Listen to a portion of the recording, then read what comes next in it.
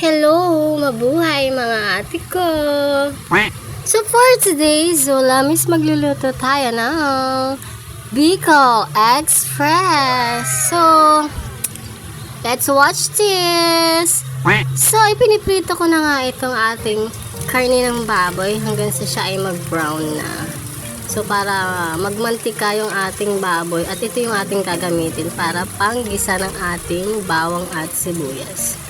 So, sinaset aside ko na yung karne and then ilalagay ko na dyan yung bawang, sibuyas at kamatis. So, ayan. Para hindi tayo mag-asa sa mantika. Yung mantika na ng baboy yung ating gagamitin. Hindi na natin inalis yung baboy. Sinet aside na lang natin siya. So, ayan. Nilagay ko na yung bawang at sibuyas. Siyempre, sinunod ko na yung ating kamatis. So, ako mga ate, yung version ko ng Bicol Express ko, hindi ako naglagay ng masyadong maraming sili. So, 3 piraso lang yung ilalagay ko dito mamaya. And then, yun lang kasi ayoko na masyadong maanghang. At ilalagay ko na dito mga ate, ay syempre yung ating alamang na ilalagay. So, yung alamang na inilagay ko dyan is kulay pula. So, mag-expect ako ng ating Bicol Express ay medyo makulay. Kasi, wala tayong alamang na nabili. Yung purong puti lang. So, pwede na yan.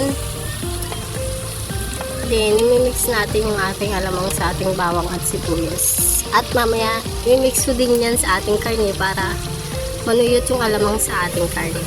So, ayan, nilagyan ko na yan ng paminta. Siyempre, more paminta. Diyan tayo babaw sa spicy. And then, nilagyan ko na ng magic sarap. Baka naman ho, papansin lang magic sarap. At siyempre, lalagay ko na dyan yung ating gata. Tutuyuin na natin yung ating karni sa ating gata. Wow, sarap. Nagugutom na ako.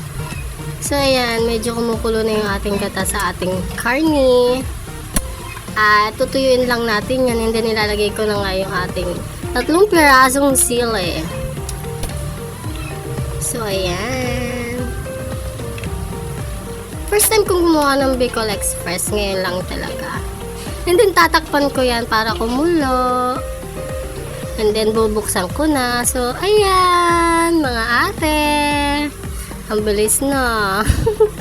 Luto na yan dyan. Medyo patutuyuin ko lang na konti yung ating sabaw. Para mas masarap yung ating karni. Malasang malasa. So, ayan mga kapokay. Sana'y nagustuhan niyo yung aking luto for today. Bicol Express.